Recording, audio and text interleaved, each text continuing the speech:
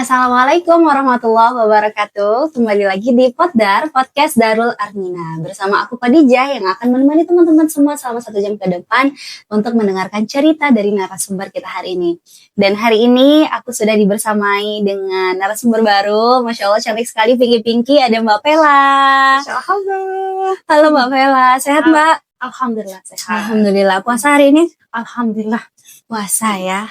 Oke Mbak. Sebelum kita ngobrol jauh-jauh hari ini, kita mungkin bahasnya seputar karena lagi bulan Ramadan nih, jadi kita bahas tentang dunia kita nih sebagai muslimah. Iya, betul. Produktivitas. Iya, produktivitas kita sebagai muslimah, dan kemudian kita juga sebelum bahas ke muslimah yang produktif itu seperti apa, kita gali bersama Mbak Pela. Kita kenalan dulu kali ya sama Mbak Pela ya.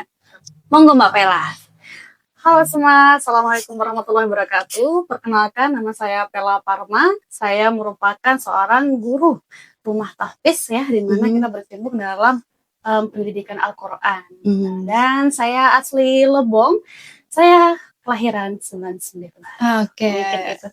Jadi ada guru tahfiz dari Lebong nih. Tadi kan Mbak Pela bilang kalau Mbak itu guru tahfiz di salah satu rumah Quran ya. Tapi sebenarnya teman-teman, Mbak Pela itu banyak banget perannya tuh. Karena aku sebelum ini udah lihat CV Mbak kan. Masya Allah dari tahun berapa ya? Kayak mulai dari Mbak ikut ada ajang pemilihan putra-putri kebudayaan ya. Iya, kemudian kuliahnya itu Masya Allah bagus banget tuh perjalanan prestasi-prestasi Mbak tuh. Boleh di-spill dikit nggak Mbak? Dulu bahwa saya pernah mengikuti putra-putri kebudayaan, di mana saya merupakan putri kebudayaan angkatan pertama. Itu angkatan pertama? Ya benar, 2020 bisa dibilang termasuk pendirinya juga ya. Oh, seniornya nih anak kebudayaan. Kemarin ada kita ngundang kebudayaan, Mbak nonton nggak? Iya, ada nonton. Nah itu, lanjut Mbak. Oke, di dalam berkecimpung di budaya ini di tahun 2020 saya telah mengikuti berbagai banyak kegiatan termasuk dalam memperkenalkan budaya kita yang ada di Provinsi Bengkulu. Ya, itu sepelintir kesibukan ya. Dan alhamdulillah karena di mana amanah itu melekat di diri kita ya, tidak hanya sebatas masa pengabdian saja ya. Itu sampai tahun 2022 gitu. Sampai sekarang pun saya masih berkecimpung mengenalkan budaya, wisata, dan juga saya termasuk juga penggiat literasi, di mana saya ada beberapa karya mengenai buku-buku tentang cerita, ada cerita-cerita rakyat, ada juga membahas tentang budaya-budaya misalnya di kuliner gitu. Ada 2 itu sudah publikasi. Iya benar, aku juga lihat ada karya-karya buku-buku Mbak Pela. Terus apa lagi Mbak? Banyak tuh soalnya tuh aku lihat. Masa cuma itu ya, Bismil? Iya. Kalau kegiatan lainnya juga mungkin di dalam bidang pendidikan ya. Di dalam pendidikan itu gimana masih penelitian, jurnalis gitu kan. Bukan jurnalis ya, lebih ke mengadakan penelitian lah intinya kan, dimana di sini juga saya tanggung jawab di dalam bidang pendidikan metode-metode pembelajaran Al-Quran. Saya juga ya tertarik dalam gimana mengembangkan metode-metode pembelajaran Al-Quran, masih dalam proses mempelajari ya. Terkhususnya saya juga mengemban amanah sebagai pimpinan dari rumah tahfiz ini sendiri. Pimpinan kayak kepala sekolah. Wow, Masya Allah. Berarti kepala sekolah sekarang. Ya, itu masih baru ya, yayasan baru, di mana tahun 2024 saya bergabung dengan sahabat-sahabat muslimah saya, yang dimana itu dari Universitas Islam Negeri Bengkulu. Ya, ada berbagai hal sehingga kami kenal dan berminat, bercita-cita juga untuk mendirikan rumah tahfiz. Di mana dalam hal itu belajar berbagai metode penghafal Al-Quran dan sebagainya. Itu kesibukan. Iya. Oke. Keren banget. Berarti di usia muda udah jadi kepala sekolah. Iya, alhamdulillah ya. Emangnya waktu itu S1 Mbak apa Mbak? Kalau untuk S1 saya pendidikan agama Islam, kemudian dari angkatan 2017 sampai 2021 tuh.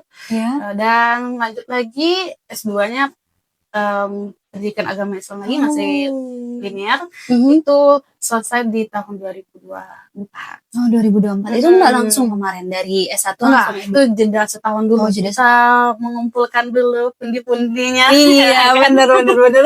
Ya nggak langsung sudah tuh kita terapkan dulu ilmunya, mengajar. Iya. Oke, seru juga ya berarti perjalanan Mbak ya.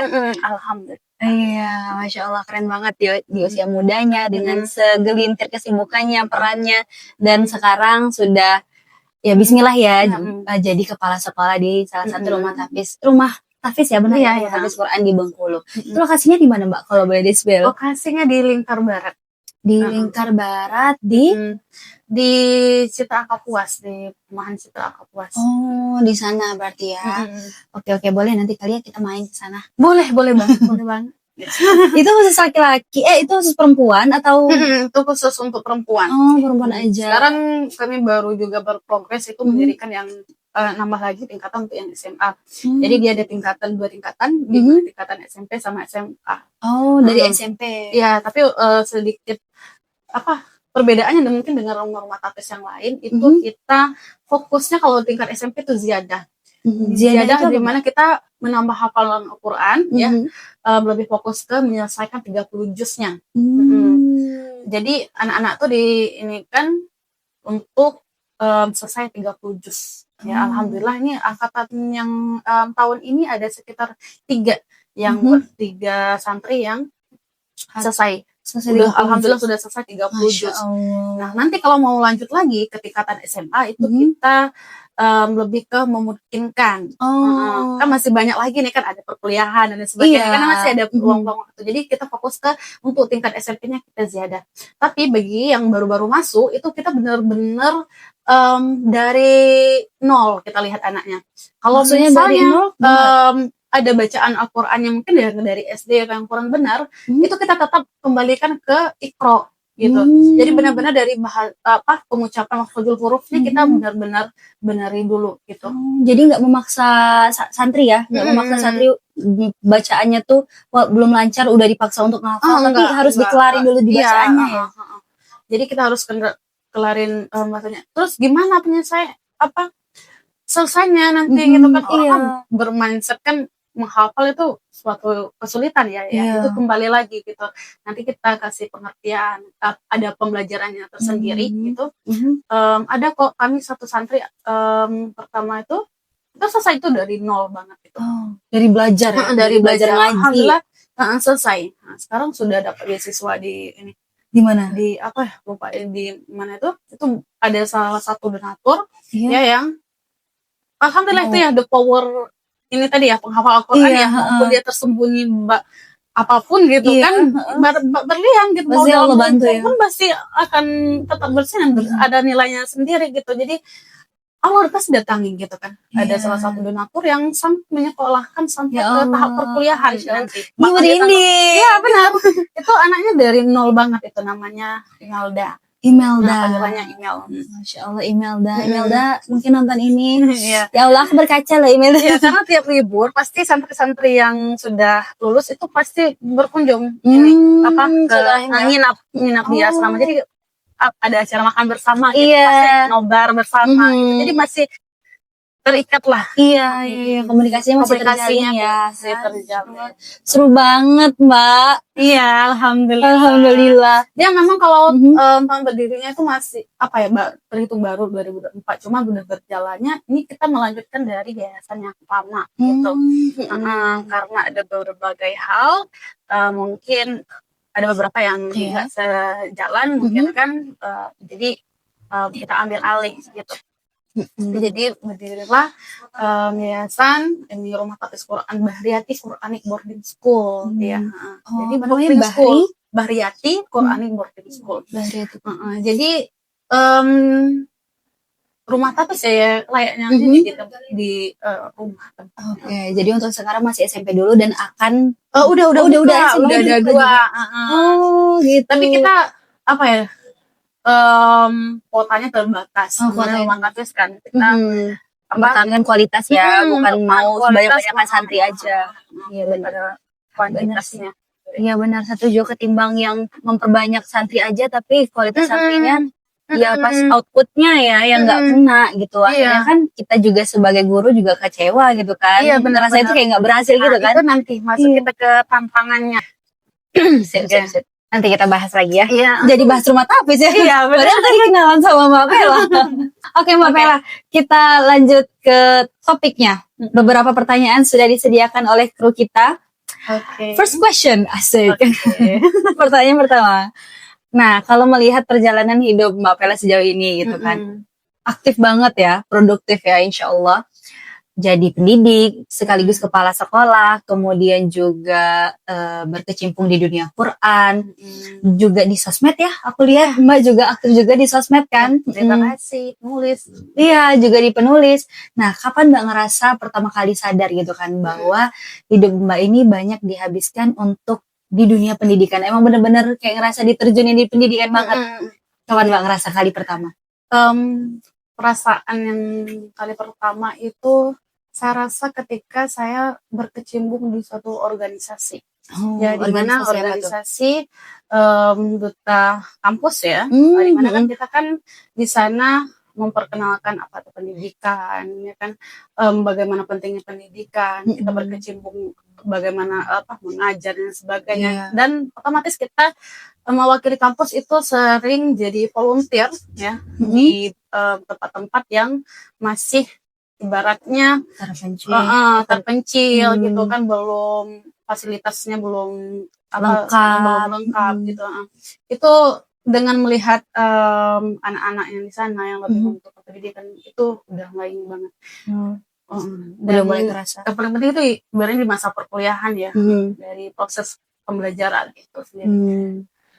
Jadi pas di perkuliahan karena bergabung di duta kampus, kemudian mensosialisasikan pentingnya pendidikan, jadi makin ngerasa kayaknya aku harus emang terjun nih di dunia pendidikan nih, ambil peran di dunia pendidikan. Jadi kan kita dalam mengambil suatu keputusan, masuk ke dalam suatu ranah pendidikan, ini kan gelar saya pendidikan ini kan, pendidikan agama Islam.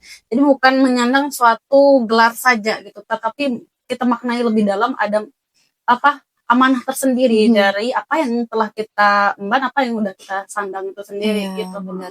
Jadi lebih ke kita mengenal jati diri kita sendiri. Ada tanggung jawab besar dalam sana. Jadi bukan cuma meraih gelar, tapi ada amanah yang harus dan diselesaikan gitu ya. Salah satunya adalah bermanfaat. Bermanfaat ya. Nah, lanjut lagi Mbak. Banyak muslimah di luar yang produktif juga gitu kan, kelihatannya tuh kuat, perfect dari sisi agama oke, kemudian di kehidupan sehari-hari aktivitasnya juga oke, berjalan semua gitu ya. Ya kayak Mbak lah. Gitu. Masya Allah. Masya Allah ya. Dunia akhiratnya tuh rasanya tuh kelihatan tuh kayak balance gitu, iya kan? Nah, tapi apa sisi dari perjalanan Mbak yang sebenarnya jarang orang tahu dan ini tuh justru paling bikin capek banget gitu? Ada nggak? Kalau dari sisi yang yang dari pertanyaan tadi, saya rasa itu lebih ke ekspektasi diri. Ekspektasi. Dimana ekspektasi diri itu kita mengimplementasi sebagaimana pandangan orang. Mbak ini berprestasi ya, Mbak ini dan sebagainya kan. Terkadang kita tuh berpikir kurang dengan pemikiran kita sendiri. Gitu. Apakah saya sudah layak? Apakah dengan ilmu-ilmu yang saya punya itu sudah benar-benar menjalankan amanah yang sudah dilakukan gitu. Jadi lebih ke perasaan sendiri sih, bagaimana kita memegang amanah itu dengan baik gitu. Sebagaimana kita dilihat banyak orang kan, sebenarnya kan kita ibaratnya jangan model orang, jadi role model orang, termasuk aja apalagi seorang guru ya kan, contoh yang menjadi contoh dari selain dari orang lain di luar, kita terutama di anak-anak dulu gitu. Apakah saya sudah menjadi contoh yang benar gitu? Mungkin pertanyaan-pertanyaan itu sering lumayan menghantui ya lumayan ibaratnya suatu challenge lah untuk kita gitu kan. Jadi tinggal itu pengingat lagi gitu. Dari itu kita jadi role modelnya, kan dari murid, dari orang banyak. Jadi bagaimana kita untuk bertahan dalam artinya belajar terus, belajar banyak hal lah intinya ya yang bisa kita berbagi untuk orang lain. Jadi bukan hanya sekedar covernya saja yang orang lihat, iya. gitu kan, tetapi juga bagaimana kita mempertahankan sekaligus mengembangkan isi yang ada dari diri kita sendiri itu challenge-nya. Challenge gitu ya Mbak ya, bener ya, ekspektasi ya. Selain ekspektasi diri, gitu. ekspektasi diri, karena benar, karena orang pasti expect-nya tuh kita tuh selalu sempurna gitu kan Mbak. Tapi sebenarnya kita pun ngejalaninya juga ada Iya. rasa beban gitu kan, harus selalu terlihat seimbang, balance, tenang. Padahal untuk menjalani semua peran itu tuh benar-benar struggle banget ya. Iya, apalagi beberapa peran yang mungkin bisa dibilang itu berbeda ya kan, dari berbagai peran. Ibaratnya kan seperti halnya selain di pendidikan kita juga kan ada dunia, ibaratnya dunia lain di luar yang bisa kesibukan lain yang gitu, tidak berkaitan dengan kesibukan yang ini ya. Jadi bagaimana kita ibaratnya tetap membalancekan itu semua gitu. Dan itu nggak kita share ke orang-orang. Iya, nggak semuanya bisa kita share sama orang-orang. Makanya saya bilang itu tadi ekspektasi diri ya. Sebelum kita sampai ke ekspektasi orang lain, itu ke diri kita sendiri gitu kan. Kita nih arahnya kemana, tujuannya kemana gitu kan. Apalagi kita tuh dilihat orang banyak, misalnya bertemu dengan orang banyak gitu. Bukan berarti public figure kayak artis-artis gitu ya. Tapi misalnya dalam misalnya guru, dilihat orang dan sebagainya gitu. Iya, benar sih. Kerasa banget sih, karena kayak ya walaupun kita nggak yang seterkenal orang-orang, tapi gimana ini pikiran buruk ya, gimana ada satu orang aja yang ikut ke influence ada kebiasaan buruk dari kita. Satu orang aja rasanya tuh kayak berdosa banget gitu kan. Satu saja misalnya salah dalil ibaratnya gitu kan, orang yang mengartikannya jadi kurang baik dan mereka menyerap itu dari kita, ibaratnya sebagai mereka menjadikan kita sebagai role modelnya atau mengambil ilmunya dari kita, ternyata kita membawa hal yang salah, itu kan sangat berdampak banget juga kan. Iya, benar. Walaupun satu orang kata Mbak Pela tadi. Satu orang. Wow, jadi itu ya tadi ya tantangannya ekspektasi diri. Lanjut lagi Mbak.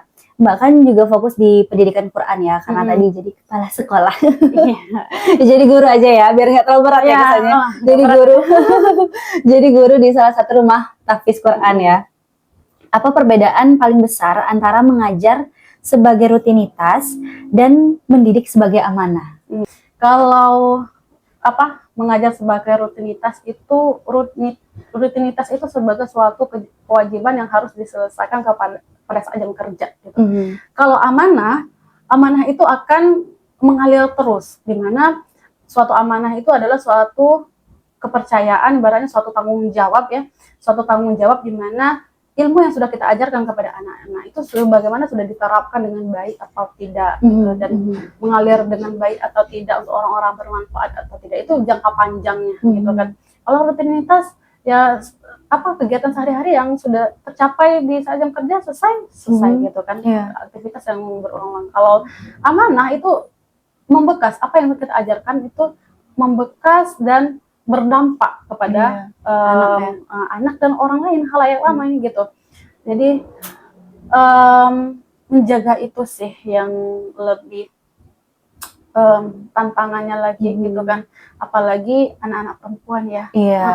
Lebih marwahnya benar, dijaga lebih ekstra lagi di tengah peradaban sekarang benar, yang makin maju, makin ya pandai-pandailah kita memilah mana yang baik mana yang buruk gitu kan, karena menjaga anak perempuan dengan anak laki-laki itu sangat berbeda sekali ya. Menjaga anak perempuan tantangannya lebih luar biasa lagi. Dimana kita jangan sampai salah contoh lah, contohkanlah kepada anak-anak gitu. Ini deep banget ya, karena aku juga relate. Kita kan calon orang tua ya, Mbak, calon ibu kan. Calon ibu. Kemudian juga ngerasa ini tuh jadi kesempatan kayak trial and error kita buat jadi ibu nanti. Bener banget. Nah, bisa dibilang kalau kata orang itu Anda tidak akan merasakan kalau Anda belum jadi ibu, belum benar terjun sebagai seorang ibu. Nah, makanya untuk menjadi pelatih ibu memang nggak harus jadi pemain gitu kan. Benar. Jadi ya gimana parenting itu bisa dipelajari sebelum nikah. Iya. Untuk menjadi seorang ibu itu nggak harus Tunggu jadi beranak dulu gitu nggak kan. harus beranak dulu gitu kan. Jadi bisa dari sebelum itu. Makanya seperti yang Mbak jelaskan tadi bahwa Ini tuh jadi trial and error kita ya. Iya. Justru kalau menurut aku juga pentingnya tuh ini jadi bahas parenting gitu ya. Tapi gak apa-apa lah ya, lari-lari dikit. Tapi justru emang harus dipelajarin sebelum jadi ibu, harus dipersiapkan gitu. Iya. Nggak kebayang kalau misalkan kita nanti emang benar-benar udah punya anak gitu. Dan kalau trial and error kan kita bisa istirahat tuh. Iya. Bisa ngejauh dulu dari mereka gitu kan. Tapi kalau udah jadi ibu tuh 24 jam kita lihat terus itu. Dan kalau nggak punya persiapan untuk itu pasti nggak kebayang stresnya gimana ya. Iya, benar banget. Gitu. Apalagi kalau kata Mbak Pela anak perempuan. Iya, anak perempuan. Apalagi Mbak Pela ngedidik anak perempuan yang lagi masa-masa Iya, benar banget. puber gitu ya, masuk balik, lagi Masa-masa penasaran-penasarannya gitu. Ya, tantangan bagi seorang orang tua ya, bagi orang-orang tua di luar sana itu pasti akan merasakan ya. Pasti baik yang sudah merasakan juga, itu tantangan sangat luar biasa tuh ketika puber gitu. Dimana masa-masa jati diri anak-anak tuh masih mencari jati diri, yang merasa hebat lah dia gitu kan. Semua bisa dicoba ya Mbak. Penasarannya tingkat tinggi banget gitu kan.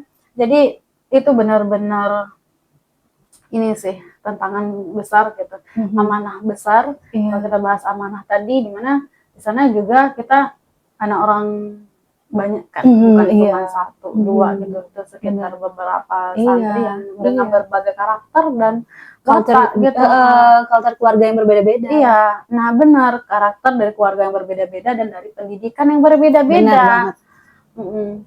Jadi untuk mencapai yang kualitas yang bermutu, anak yang mendapat pendidikan yang baik itu tentu bukan suatu hal yang mudah. Iya, makanya ini jadi bukan hanya menjadi peran guru aja yang sebagai pendidik, tapi juga orang tua di rumah ya. Iya, dan kita juga menjalin komunikasi kerjasama, ibaratnya kan orang tua dengan guru-guru atau ustazah-ustazahnya yang ada di asrama. Gitu. Iya, karena banyak beberapa orang tua, apalagi kayak ya yang aku sering temui di sekitaran aku lah, banyak orang tua tuh yang expect kayak pondok pesantren lah katakanlah itu tuh kayak mohon maaf nih kayak mesin cuci gitu loh. Iya kan, pas keluar dari sana udah bersih aja, nggak tahu menau, pokoknya keluar dari sana anak aku udah jadi hafiz Quran, udah jadi ustadz ustazah gitu. Jadi tanpa mengambil peran gitu, maksudnya langsung oper aja.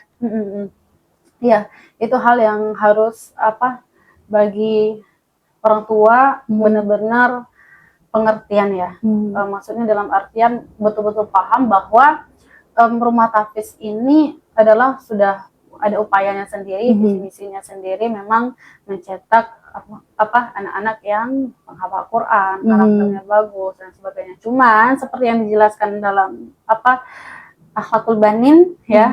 Apa itu? Itu satu kitab ini ya, sama dengan di dalam kitab. Dalam kitab itu menjelaskan bahwa didikan itu ya kita lihat dari kecilnya. Kalau dari kecilnya sudah mulai ini, pas kita udah besarnya bakalan susah untuk meluruskannya gitu kan. Jadi butuhnya ada kerjasama. Jadi makanya orang tua benar-benar dari kecil itu sudah dididik sedemikian rupa gitu. Dan mungkin kalau ada satu hal errornya ibaratnya kan ketika sudah berada di rumah tahfiz atau di tempat kita, itu jangan seutuhnya menyalahkan dari pihak yang sekolah. Jadi kita bersama-sama bersama-sama bahwa kita cari setengahnya ini kan, solusi bareng-bareng. Jangan sekarang kan apa-apa viral, saling nyalakan.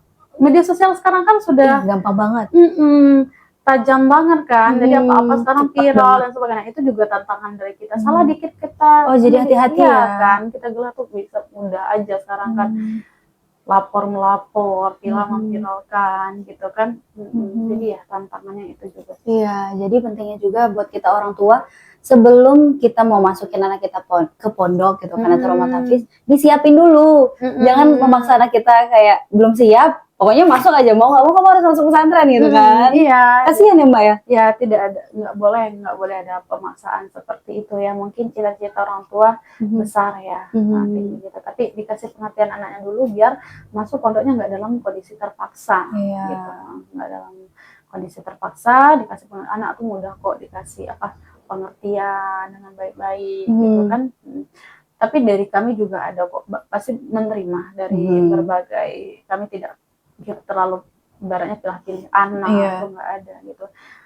Nah ini juga ceritanya kan bahas tentang anak tadi, saya menarik sekali kalau bahas tentang anak-anak ya. Di tempat kami ada juga yang anak berkebutuhan khusus, ABK. Ya anak ABK. Nah ini tadi kita kalau membahas Al-Quran itu tidak putus-putusnya ya, apalagi kan sekarang ini udah bulan Al-Quran ya, bulan Al-Quran ya, bulan Ramadan, bahwa dari pengalaman ini saya benar-benar, kalau misalnya sebelum-sebelumnya saya hanya melihat di suatu channel televisi gitu kan, atau video-video edukasi atau video-video motivasi dan sebagainya tentang mengenai anak-anak penghafal Al-Quran. Dan sekarang saya terjun langsung nih, terlibat langsung. Ternyata benar-benar Al-Quran itu diturunkan ibaratnya benar-benar pada jiwa yang bersih ya, ibaratnya kan ada kita bakalan melihat banyak-banyak hal mukjizatnya di sana. Nah, anak ABK mungkin bacanya mungkin bisa baca tapi belum belum mengerti maknanya, belum tahu artinya. Tapi kalau Al-Quran beda, Mbak. Gimana, ya kan? Mbak? Dia mempunyai mungkin kalau di luar sana kita melihat bahwa anak ABK ada yang mungkin daya ingatnya nggak, pandangan orang nggak sekuat dengan anak kan, tapi di sana benar-benar Al-Quran itu membuktikan beda dengan keajaibannya gitu, sisanya gitu, yang keajaibannya gitu beda dari pelajaran-pelajaran yang lain. Nah, Al-Quran anak ABK ini tadi awalnya mungkin setengah-setengah kan, tapi kemarin tuh saya coba challenge ustazah-ustazah, coba deh ditambah lembarnya gitu, kita lihat gitu kan apakah bisa. Ternyata melebihi ada beberapa anak yang mungkin melebihi anak normal juga, sanggup menghafal sampai 2 halaman sampai 3 halaman dalam sehari. Yang awalnya kita tuh ya kadarnya nggak kita memberatkan seperti pada anak normal umumnya, itu paling setengah halaman gitu. Tapi setelah dicoba ternyata ibaratnya kan yang mungkin daya ingatnya nggak bisa kita samakan dengan anak-anak ini, nggak dalam kondisi terpaksa ya. Nah kita cobanya ketekunan itu jadi Masya Allah ya, miracle. Benar banget. Itu sekarang anaknya masih SMP atau udah di SMP? Masih SMP. Masih SMP, udah kelas 3 sekarang. Mungkin kalau kita ngomong nggak beberapa, jangan bahas pembelajaran gitu. Mungkin kalau pembelajaran misalnya umum, matematika, akademiknya tuh kita alhamdulillah langsung syukur-syukurnya mau baca dan sebagainya kan mungkin nggak nyambung. Tapi kalau Al-Quran hafal paling rajin banget gitu loh, setoranya dalam sampai 3 halaman sebagainya. Mungkin dari kita sendiri pun kalau flashback dari sebelumnya proses menghafalnya nggak selancar itu gitu. Aku aja setengah halaman mujur kalau kata orang Bengkulu kan. Dari Mbak Khadijah kan ngalami sendiri kan, apalagi nih 2-3 halaman. Amin nih. Ya kan, jadi luar biasanya di sana. Ibaratnya mata, hati semuanya terbuka semua ya, dengan mendidik anak, melihat anak, perkembangan anak gitu. Benar-benar luar biasa. Itu adalah salah satu yang perjalanan hidup yang sangat-sangat saya syukuri gitu, sebagai pendidik berkecimpung di dalam dunia pendidikan. Pasti Mbak ngerasa sebagai salah satu pendidik di sana ngerasa bersyukur nggak sih? Pasti bersyukur banget gitu bisa menyaksikan itu, terus terlibat dengan itu. Kita yang pendidik aja bangga gitu ya, ikut bukan bangga sombong, tapi kayak bangga terharu gitu kan maksudnya Mbak. Gimana orang tuanya ya? Makanya dari menjadi guru tuh sebenarnya guru yang hebat adalah bukan kita lihat gurunya kan, tetapi anaknya lebih hebat dari gurunya. Gitu kan. Mungkin kalau digali background pendidikan, saya tidak ada background pondok yang gimana gitu kan, cuman ada beberapa kegiatan yang saya ikuti yang memang jurus ke sana, pernah juga ikut masa perkuliahannya mungkin di Mahat gitu kan. Ada, cuman ibaratnya nggak dari kecil gitu kan, nggak dari kecil udah pupuk gitu. Jadi apa, melihat anak-anak yang sudah sehebat itu luar biasa sih gitu. Jadi buat yang teman-teman di luar sana gitu kan, untuk menjadi sesuatu yang luar biasa tidak harus dari kitanya dulu luar biasa ya, yang penting mau mencoba dulu gitu kan. Kalau nunggu kita hebat dulu, anak-anaknya nanti nggak jalan-jalan, stuck di ini aja gitu kan. Sama halnya seperti Ahmad Kamil itu kan apa, pemenang dari ini apa, Indonesia bukan beda acara ya, lain lagi, beda acara lagi. Aku mikir ya, Ahmad Kamil siapa ya? Penghafal Quran di salah satu stasiun televisi. Nah itu kan apa, gurunya nggak dari penghafal Quran, tapi menghasilkan anak yang sangat luar biasa gitu. Insya Allah ya. Ya kita nggak tahu perjalanan yang dibalik itu semua, latihannya sekuat apa, sekencang apa gitu. Jadi apa, itu sebagai pembelajaran untuk guru-guru gitu. Jangan insecure dengan diri sendiri dulu gitu kan. Iya, itu tadi tuh Hafiz Cilik di acara Cilik. Oh iya, ada kan di stasiun televisi gitu. Itu kan sudah menang di apa, internasional. Oke. Ngomongin tentang pendidikan Islam nih Mbak. Kalau di masyarakat ya, apa yang paling sering disalahpahami nih tentang apa ya, urgensi dari pendidikan Islam hari ini? Kalau kita yang relate dengan kehidupan sehari-hari ya, kita ambil dari apa, dibilang pelaku apa ya bahasanya ya, apa, orangnya dulu deh. Kalau menyandang tentang pendidikan Islam, sebenarnya kan gelar pendidikan, atau kita ngambil contohnya gelar pendidikan agama Islam deh, misalnya lulusan SPD lah, ya, atau yang kita nih lulusan PA ini. Nah, kalau di masyarakat itu kan berpandangan bahwa ekspektasinya besar ya, besar banget, misalnya semua ibaratnya dalil dikuasai lah ya kan, semua kata suci Al-Quran itu hafal semua.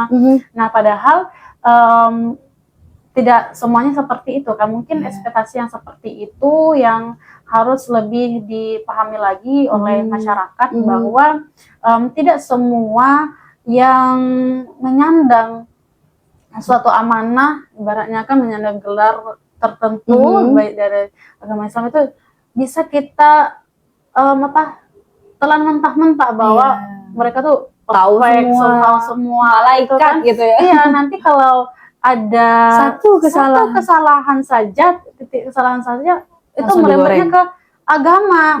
Ya, yang disalahkan agama. Boleh misalnya kan banyak nih marak-marak berita-berita mungkin aktivis atau yang berkecimpung dalam dakwah atau yang ya apa, berkecimpung dalam hal-hal apa agama gitu kan.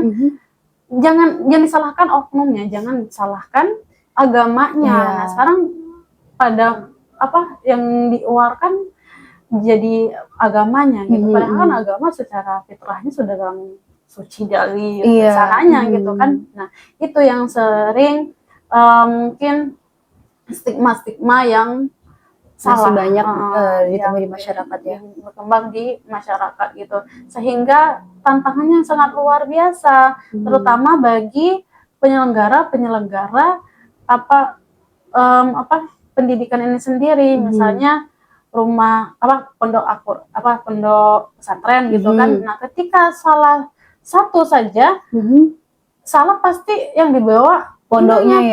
Padahal kalau kita lihat secara luas ya kan, pondok pesantren, rumah tahfiz itu sudah banyak melahirkan cendekiawan yang luar biasa. Tapi orang di masyarakat nggak akan lihat itu kadang kalau ada satu kesalahan saja gitu kan. Padahal semuanya tidak bisa kita cantumkan dalam Islam saja. Islam aja ibaratnya kan ada berbagai macam pembelajaran yang diinikan kan. Nah ini terkadang orang melihat cover aja, oh jilbab panjang nih, bersorban ini, karena semuanya udah pasti Islam kan nggak semuanya Iya, seperti iya, itu gitu benar. kan.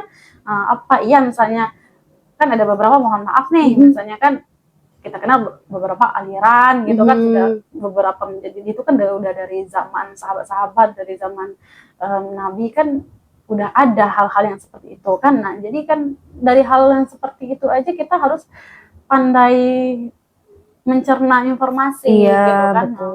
Jadi media sekarang benar-benar apa, tantangan untuk kita yang berkecimpung di dunia pendidikan gitu ya. Baik itu dari pondok pesantren, pendidikan umum gitu, itu citranya gitu lah. Bagaimana kita mempertahankan citranya di masyarakat, itu kembali lagi dengan kita ya kan. Punya tanggung jawab yang besar juga, bahwa kalau untuk mengubah semua pandangan masyarakat mungkin kita dengan membuat tangan ini nggak akan bisa ya. Nah, jadi tinggal kembali kita lagi ya, lebih digiatkan lagi, memperkenalkan kepada khalayak gitu kan. Misalnya anak-anak yang memang berprestasi ya udah ditunjukkan, jangan disumpet-sumpetkan ibaratnya kan. Biar menjadi apa, role model juga untuk pemuda-pemudi sekarang. Karena kalau yang kita tampakkan yang sekarang apa, yang buruk-buruknya ya kan, pasti yang baik-baik itu bakalan terpendam gitu. Makanya nggak apa-apa gitu, bukan berarti kita riak, bukan berarti kita pamer. Misalnya seperti saya yang jelaskan tadi, saya menceritakan tentang kisah-kisah anak-anak rumah tapis kan, biar orang luar juga tahu, jangan yang taunya goyangan TikTok aja gitu. Bener lagi ya kan, karena apa yang sudah menjadi tren sekarang itu yang bakalan jadi apa sekarang panutan orang. Nah makanya yang membersamai pertumbuhan anak-anak makanya media sekarang ini benar-benar menjadi senjata yang paling tajam gitu. Kalau mulut-mulut sekarang itu bukan dari mulut tapi dari jempol, jadi jempol kan. Jadi saya meskipun di dalam dunia pendidikan sebagai guru, tapi saya juga terhadap media gitu. Makanya saya berkecimpung, tadi mungkin sudah dijelaskan ya, saya konten kreator dan semuanya itu memberikan dampak yang sangat luar biasa di media gitu kan. Nah, apalagi kalau kita benar memanfaatkannya sebaik mungkin gitu. Nah, kita sebagai berkecimpung di dalam mungkin tadi kan pendidikan agama Islam, ya edukasinya di sana gitu, yang bisa kita manfaatkan, platform-platform yang bisa kita manfaatkan. Nah, sebagaimana kita menerapkan karakter anak-anak yang mungkin bisa tercapai oleh khalayak luas, itu kita terapkan nilai-nilai Islam sebagai fondasinya, dan kreativitas itu sebagai jembatan untuk kita membangun peradaban yang lebih baik lagi gitu. Jadi gunakan ya mungkin konten-konten kreator di sana, bantulah ibaratnya kan konten kreator yang Islami, kenalkan gitu kan ilmu pendidikan yang selayaknya menjadi tontonan untuk khalayak ramai gitu. Jadi lawannya kayak gitu. Setuju banget sih Mbak, karena aku juga kan kerasa ya Gen Z banget nih. Banyak banget tren-tren yang viral, terus itu tuh hadir masuk ke jadi informasi yang kita konsumsi setiap hari, dan itu tuh kalau tidak punya fondasi yang kuat, tidak punya cara memfilter yang baik gitu, itu bakal jadi bahan untuk yang mewarnai diri kita gitu.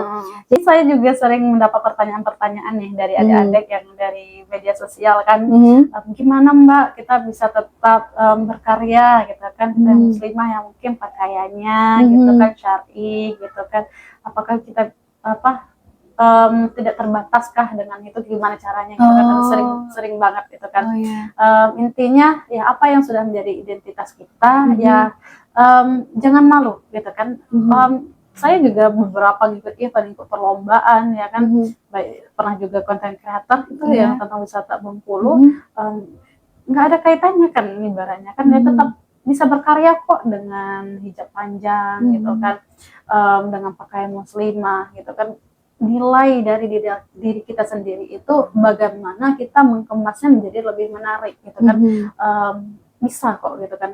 Sekarang kan banyak loh konten kreator muslimah yang bisa jadi panutan untuk kita terus berkarya gitu. Jangan jadikan itu lebih ke mindset pribadi sih. Banyak orang yang mengatakan dengan kita berpakaian syar'i itu Membatasi menjadi pergerakan kita. batasan. Enggak itu enggak ya.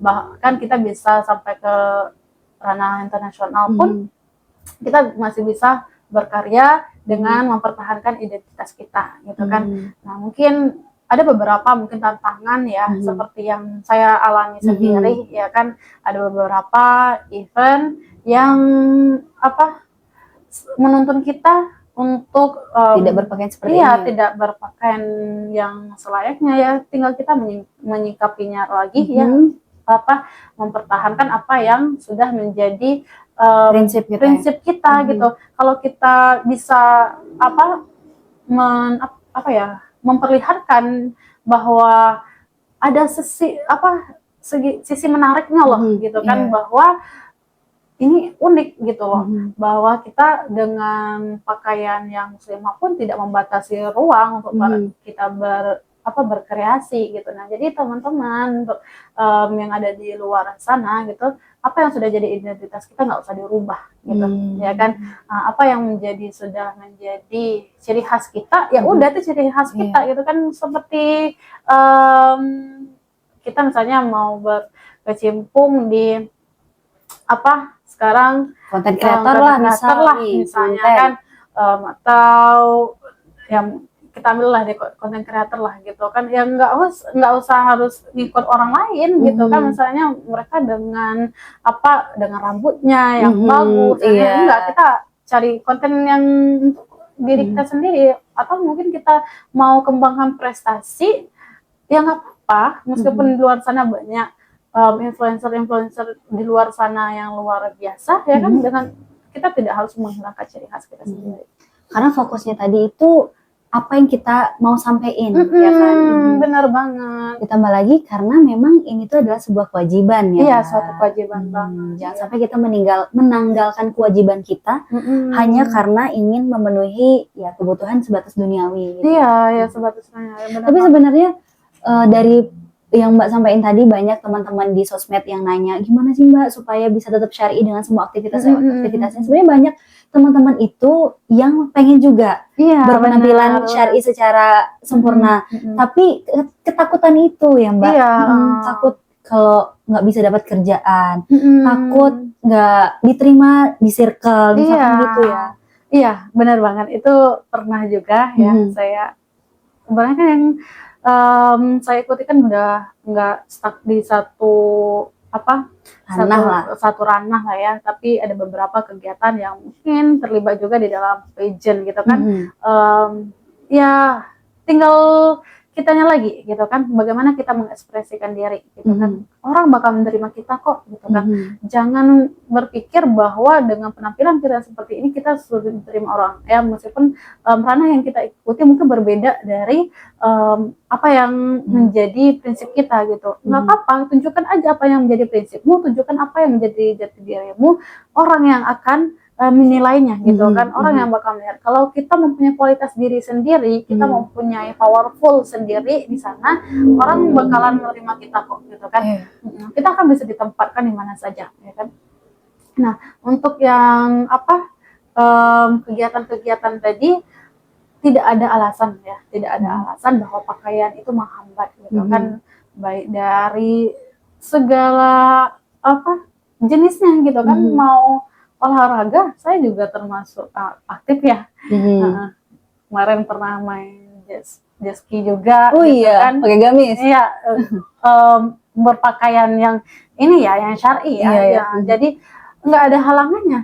Mau akrobat kayak, mau apa kayak, mau yoga kayak, ada alternatifnya gitu kan. Yang mau yang pakaiannya misalnya mungkin oversize gitu kan, nggak apa-apa, jadi ciri khas kita gitu kan. Ada aja kok yang bisa kita kemas menjadi menarik lagi. Kalau menurut Mbak, dari tadi ya fenomena yang kita temui di masyarakat, banyak sebenarnya muslimah tuh yang pengen banget nih let's say hijrah lah, pengen berpenampilan syar'i, tapi dia ketakutan itu tadi.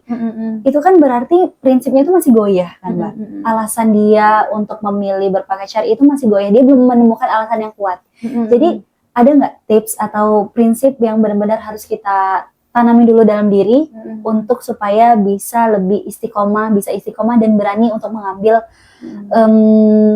segera kewajiban ini gitu. Kalau tipsnya ya biar istiqomah dan sebagainya, ini pembahasannya juga akan menarik untuk kita bahas ya. Iya.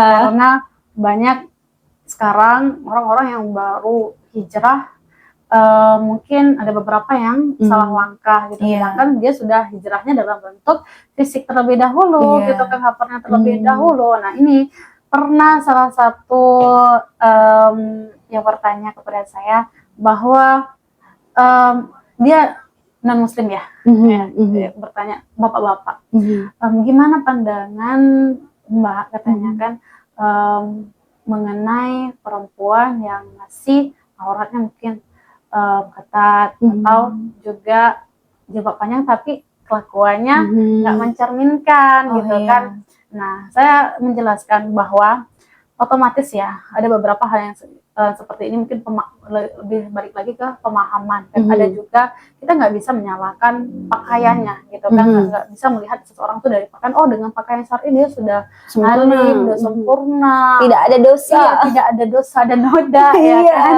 Nah jadi ketika salah satu blunder nih kayaknya salah satu oknum misalnya kan ibaratnya melakukan hal-hal yang tidak sesuai ekspektasi orang, yang disalahkan semuanya, ya semuanya, agamanya, orang-orangnya.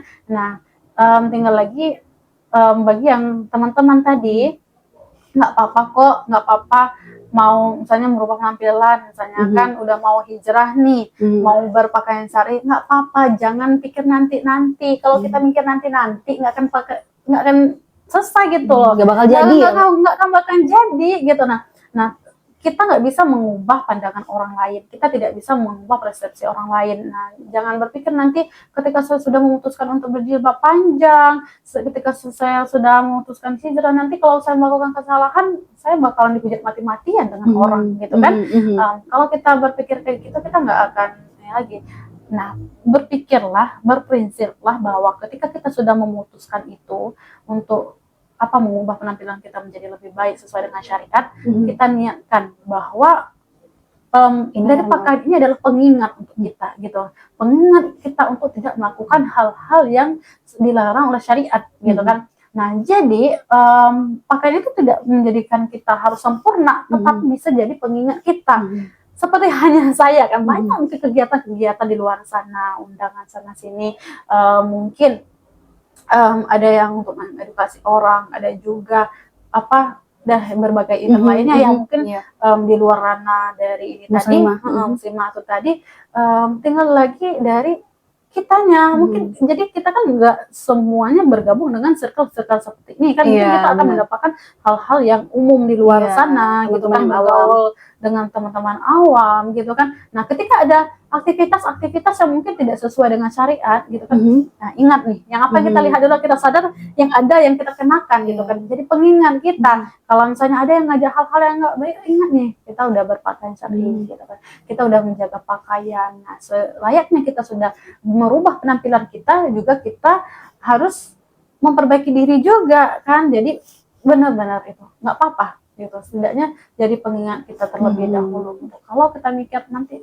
nanti ini nggak akan selesai, nanti akan ingat bahwa pakaian itu bukan tolak ukur untuk kita menjadi seorang yang sempurna. Nah makanya ketika sudah berubah juga, jangan memandang seseorang itu juga dengan mudah menilai orang juga, mungkin sudah belajar ilmu beberapa gitu kan, udah penampilan sudah berubah, tetapi cara pandang kita mudah menilai, menilai orang lain, itu yang perlu dibenarkan, hatinya dulu deh. Lebih ini kan nggak apa-apa dibarengi pakaian dan hatinya juga dimenari gitu. Karena banyak Mbak sekarang kita temui teman-teman akhwat kita sudah berpenampilan syar'i, udah mulai ini mudah banget ya kan, mungkin menyalahkan yang belum masih Judging. berproses, gampang menjudge orang. iya, gampang menjudge orang, padahal kita kan mungkin masih seminim itu juga ilmunya benar. gitu kan. Nah, makanya saya sampaikan kepada yang bertanya kepada saya kemarin itu, tidak semuanya Pak, tidak semuanya memiliki wawasan yang lebih dari itu ya kan. Tapi dari kita di sini adalah memaklumi bahwa kita mengapresiasi bahwa mereka mau berubah. Kalau kita menjudge-nya kapan, mungkin wanita di luar sana bakalan berhijab gitu kan. Kalau nanti mereka takut sebagai sana. Kalau mereka melakukan apa kesalahan dan keburukan, adalah tugas kita adalah mengingatkannya saja gitu, bukan menjudge-nya apalagi menjauhinya gitu kan. Makanya sahabat-sahabat di luar sana mungkin, Mbak, saya mau loh berhijab, tapi kapan siapnya saya belum tahu gitu kan. Nggak apa-apa, jangan dipaksa gitu kan, kita nggak ada paksa, kita sentuh hatinya dulu gitu. Nah, jadi dengan kita tetap menerima mereka gitu kan, tetap perlahan-lahan memberikan pengertian, itu mereka nanti bakalan ini sendiri kok gitu kan. Lulus sendiri ya, dan paham sendiri ya. Hidayahnya akan datang sendiri. Ketika seseorang sudah ada niat tersendiri di dalam hatinya, insya Allah alam itu bekerja gitu. Akan ada suatu kejadian-kejadian yang akan menarik mereka ke hal yang baik gitu. Makanya itu pentingnya gitu lah. Masya Allah ya. Iya, benar banget. Karena lagi-lagi ya, kita tuh jangan gampang ngejudge orang. Karena sejatinya kita tuh bukan yang berhak untuk menilai orang. Karena penilaian itu milik Allah. Diri kita pun akan dihisab sama Allah. Dan bisa-bisanya kita ngehisab orang duluan siapa kita gitu ya, maksudnya kan. Iya, makanya kita jangan pernah ngejudge orang yang hari ini kita lihat mungkin belum berhijab atau belum berpakaian syar'i. Kita nggak tahu besok dia yang Allah wafatkan dalam keadaan husnul khotimah. Benar banget. Itu tadi, Masya Allah. Iya. Jadi ya kalau sama-sama kita muslimah ya saling menguatkan. Gitu. Kalau ada teman kita yang butuh bantuan kita untuk menjadi lebih baik, ya apa salahnya kita sama-sama untuk belajar, membersamai gitu kan, karena kita tidak tahu iman itu kan bisa naik turun ya kan. Siapa tahu orang yang kita bantu hari ini adalah orang yang menjadi penolong kita nanti gitu kan. Kita nggak tahu keadaan orang lagi down, lagi naik dan sebagainya, kita nggak akan tahu gitu. Makanya saling mengajak lah. Termasuk saya sendiri mungkin iman lagi down dan mungkin futur itu pasti ada ya. Iya, benar banget. Futur itu pasti ada. Mungkin menarik kita ke apalagi kegiatan kita di luar sana kan mungkin banyak aktivitas kan, mungkin ada yang menarik ini. Tapi alhamdulillah saya benar-benar punya sahabat-sahabat yang mampu menarik saya kembali gitu lah kan. Itu tuh sebuah nggak semua orang punya itu loh, Mbak. Iya, keberuntungan tidak harus dengan material. Keberuntungan tidak harus dalam bentuk uang, tetapi ya keberuntungan punya sahabat muslimah yang baik, yang support ya kan. Mungkin ya kalau teman-teman lihat mungkin nggak akan sadar, mungkin saya punya sahabat-sahabat di balik layar ibaratnya kan, yang tidak pernah terekspos di media sosial saya, tetapi saya mempunyai sahabat yang benar-benar pengingat itu. Saya maklumi mungkin mereka tidak terbiasa dengan media sosial gitu kan, tapi mereka adalah sahabat-sahabat yang mungkin orang lain tidak tahu, tetapi mereka adalah penguat saya dan penarik saya ketika saya hilang langkah, hilang arah gitu. Makanya komunikasi dan sebagainya jangan diputuskan gitu kan. Kita boleh berkreasi dengan bergaul dengan berbagai kalangan gitu kan, tetapi ingatlah bahwa yang akan benar-benar berada di samping kita gitu, yang siap menjadi pegangan kita itu mungkin nggak habis hitung jari gitu ya kan, nggak sampai hitung jari lah intinya kan, yang benar-benar yang stay, yang selalu ada di kala suka duka kita. Nah, alhamdulillah saya memiliki sahabat-sahabat yang seperti ini. Lagi sahabat taat ya. Iya, sahabat taat, benar banget. Aduh. Karena seperti yang kita lihat tadi, orang yang mempunyai aktivitas yang berbagai macam, kesibukan yang berbagai macam, produktivitas yang berbeda-beda gitu kan, di belakangnya mungkin tidak seindah yang dilihatkan yang ditunjukkan gitu kan. Ada iman yang perlu dijaga, berdarah-darah ada prinsip yang dijaga, mungkin ada tantangannya. Saya pernah melamar satu pekerjaan, Iya. ya kan? Terus? Yang dikenali ibaratnya ini kan salah satu direkomendasikan gitu kan, salah satu inilah orang yang luar biasa gitu kan. Terus Ketika saya tes, tantangannya apa coba? pakaian ya? Benar. Boleh nggak lepas aja hijabnya? Langsung. Ada Ini loh. pas udah interview ya? Interview? Pas lagi interview, ya pas lagi interview. Wah. Dan maksudnya saya pernah di tahap posisi itu. Gitu. Nah, oke, di situ kan, nah tinggal itu kan sesuatu yang mungkin mereka hanya mengetes saja, gitu kan. Nah, tapi di situ iman diuji ya? Iman diuji, benar banget. Yakin rezeki tidak akan kemana. Cuma kalau kita lihat kondisi waktu itu ya, mungkin benar-benar yang masih benar-benar persiapan graduate kan, semuanya udah kita habis-habisan kan. Jadi butuh uang banget ya. Mungkin kita lagi butuh-butuhnya banget. Nah, kalau nggak kuat iman gitu kan, nggak kuat ilmunya, udah kelar. Nah, pindah lagi ke ruangan interview selanjutnya. Nah, disuruh setidaknya inilah dirubah lah gayanya, gaya pakai menurut dada gitu ya maksudnya. Itu kan tantangan juga. Iya. Pasti ada di dunia pekerjaan seperti itu. Nah, tinggal kita lagi. Saya di sini tidak mengklaim bahwa saya sempurna, ya. Saya juga pernah masa-masa saya goyah juga. Mungkin teman-teman yang mengikuti perjalanan saya atau yang lebih dekat atau mungkin yang memantau media sosial saya, itu ya? mungkin pasti banget tahu itu, gitu kan tantangan. Tapi alhamdulillah di balik gonjang-ganjing naik turunnya kita ya sebagai muslimah ya kan, alhamdulillah, insya Allah ketika kita tidak di keluar jalur ya, insya Allah ada jalan kok, gitu kan.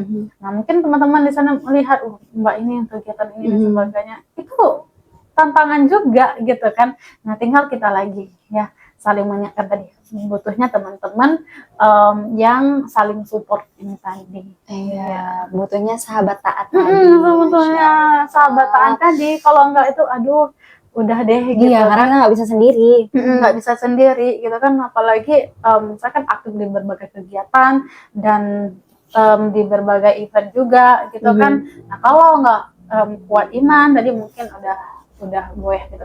Dan sekali lagi saya garis bawahi bahwa saya tidak mengklaim bahwa diri saya sempurna, saya tidak mengklaim bahwa saya sudah menjadi muslimah yang baik gitu kan. Mungkin dari teman-teman kalau bisa ada yang bisa saya bagikan yang baik untuk teman-teman, ya saya akan berbagi itu. Nah, saya pribadi mungkin kita berkecimpung di dunia media sosial itu tidak lepas dari salah dan khilaf ya kan. Nah, kalau dari aktivitas kita ada hal yang tidak baik atau tidak sesuai dengan pandangan teman-teman, mungkin silahkan bisa disaring sendiri gitu kan. Karena kita kembali lagi ya, mungkin kita semua tuh tidak ada yang cukup dalam segi ilmu, kita semua pakai ilmu ya kan, kita semua dalam proses belajar, bahkan belajar pun tidak ada batasnya kan. Nah, jadi teman-teman silakan, ada yang bisa diambil silakan, kalau ada yang tidak mohon disaring sendiri. Iya, dan kalaupun ada yang perlu dikritik silakan disampaikan. Iya, silakan. Ya, dengan cara yang bagus juga, dengan cara yang baik juga. Kita siap tampil, siap juga harus menerima kritikan. Saya benar-benar bahkan ada beberapa di konten saya yang kritik langsung, misalnya kan di kolom komentar ada juga terbuka gitu ya. Ada gitu. Pasti kan saya jawab. Mungkin saat itu ketika saya lagi proses membatik gitu kan. Ada juga yang komentar gitu. Aduh, Mbak sudah punya nama misalnya kan di Bengkulu gitu kan, untuk kegiatan-kegiatan ternyata bisa ya menjaga pakaiannya gitu kan. Alhamdulillah ada yang berpandangan seperti itu. Tapi juga ada juga yang skala ukurnya pandangan orang-orang juga berbeda. Mungkin kan dari segi panjangnya hijab, mungkin orang tuh detail banget ya. Ada yang kurang sesenti pun itu jadi permasalahan. Makanya kita nggak bisa mengubah pandangan seseorang. Kan ada yang ngambil positifnya, Mbaknya masih tertutup dada nih, tampilnya di kamera masih tertutup dada, wah biasa ya. Ada juga yang misalnya kurang sesenti aja gitu kan. Kalau saya kan nggak berdasarkan ukuran baju segini nggak, yang penting masih terjaga, masih tertutup dan Sesuai syariat sebagainya. ya. Mungkin kalau teman-teman di luar sana kan mungkin oh mbak kok pakai yang gini ya, karena apa, gaya fashion ya. Kita fashion kan nggak, kita kan muslimah kan wanita ya, fitrahnya suka yang cantik, indah, ya kan? Yang indah. Karena otomatis ada beberapa yang kita dengan gaya-gaya model yang baru, yang kita suka. Mungkin ada ganti pasmina, yang pasmina sari dan sebagainya. Mungkin tinggal kita mengkreatnya lagi kan, itunya. Nah, cuman kan ada beberapa kan pandangan, oh ini seperti ini gitu kan, oh ada yang berubah nih, oh nih kurang sini nih, oh kurang panjang nih, oh kurang ini nih gitu kan. Nah padahal kiblat fashion itu kan tidak hanya satu gitu kan, gitu. Banyak. Jadi tinggal kembali lagi gitu kan, yang sekiranya layak untuk dikonsumsi publik, silakan ini kan dicontohi atau diambil yang baiknya, kalau enggak ya ditinggalkan aja gitu kan. Iya. Benar. Ya, jadi kita itu sebagai muslimah juga tetap bisa bebas berekspresi, tapi ingat yang satu yang paling penting itu harus tetap sesuai dengan syariat. Oke, Mbak, kita udah ngobrol panjang banget ternyata ya, Mbak ya. Kayaknya harus kita tutup dulu. Kita harus next episode deh kayaknya, Mbak. Next episode deh. Tapi sebelum untuk menutup episode kali ini, aku pengen ada satu closing statement atau satu reminder nih buat sahabat-sahabat di luar, khususnya muslimah pasti yang nonton ini ya. Tapi boleh juga sih Ikhwan nonton ya. Oh iya, iya harus tahu juga kan tentang kehidupan muslimah ini. Iya, biar tahu ya kan. Iya biar tahu dong. Jadi boleh deh dikasih satu reminder buat aku dan teman-teman muslimah yang nonton.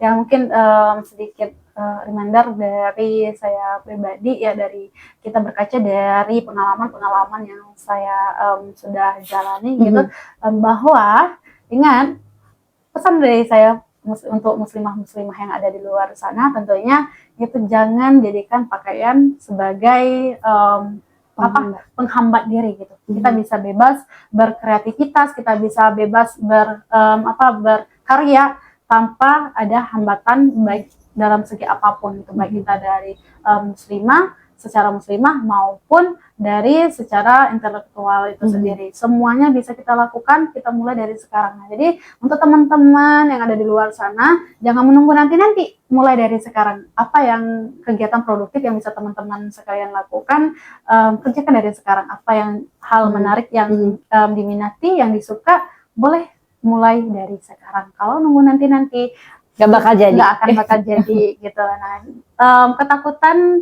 itu datang dari diri sendiri. Nah, tinggal diri sendirilah yang bakalan bisa mengubahnya. Apa kita mau tetap jadi seperti ini atau mau berubah untuk kebaikan ke depannya. Masya Allah. Ya Allah, senang banget hari ini bisa ngobrol sama Mbak Pela, bisa ngobrol sejauh ini, detail banget. Iya, seru banget pembahasan hari ini, Mbak. Kita di awal tadi kenalan, bahas rumah tahfiz, ada nyinggung parenting sedikit, terus yang terakhir kita bahas tentang muslimah produktif ya. Benar banget. Semoga ini bisa menjadi sama-sama saling memberikan kebaikan untuk aku.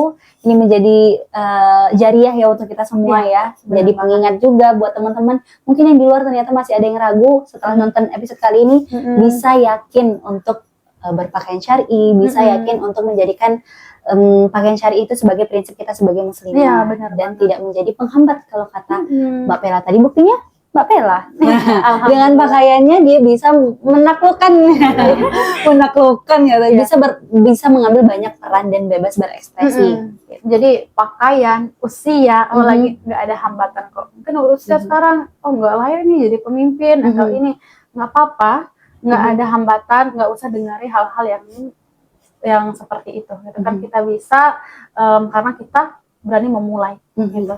Jadi untuk teman-teman di luar sana, tetap semangat. Apapun yang bisa teman-teman lakukan, karyakan, semuanya tunjukkan ya. Misalnya kalau punya dagangan ya diposting. Kalau malu-malu nggak akan ada pembelinya nanti ya kan. Jangan malu-malu gitu kan. Sekarang peka media sosial, berani public speaking, semuanya itu bisa dipelajari. Hmm. Ya, ada banyak hal platform di luar sana yang bisa kita ambil. Termasuk nih podcast yang sangat luar biasa. Ini saya terima kasih Aduh. banyak Mbak sudah mengundang saya. Aduh, ya. kita juga makasih Mbak mau main ke sini Mbak. Ya, mungkin Alhamdulillah. next event kita bisa Ketemu lagi, kita ngobrol lagi. kita ngobrol Insyaallah. lagi. Insyaallah ya. Insyaallah.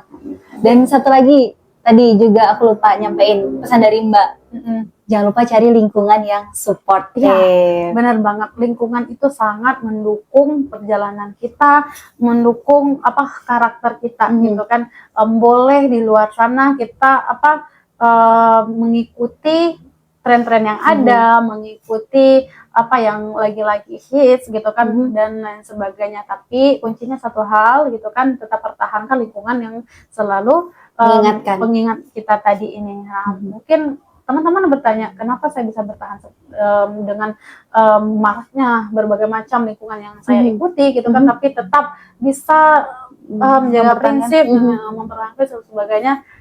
Ingat, kita tidak bisa menjadi luar biasa sendiri, kita tidak bisa menjadi pribadi yang berdiri sendiri, kita kan otomatis di belakang itu kita ada yang support gitu kan, terutama orang tua, gitu orang kan. tua, doa orang tua. Ya. Jadi ada langkah-langkah yang benar-benar kita jaga gitu. Jadi tidak mudah tergiur dengan keindahan luar duniawi ini. Iya, Masya Allah ya. Doa ini aku closing lagi nih. Oke. Sekali lagi terima kasih banyak buat Mbak Pela. Mungkin nanti kita pasti akan main lagi ya, Insya Allah ya, dengan topik yang lain lagi. Dan terima kasih juga buat teman-teman yang sudah nonton sampai akhir di episode kali ini. Jangan lupa like, comment, dan subscribe supaya kita bisa terus-menerus memproduksi konten-konten yang bermanfaat dan menjangkau ke banyak orang. Sekali lagi terima kasih Mbak Pela.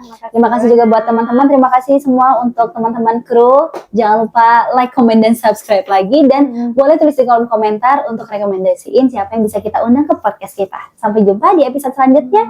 Wassalamualaikum warahmatullahi wabarakatuh.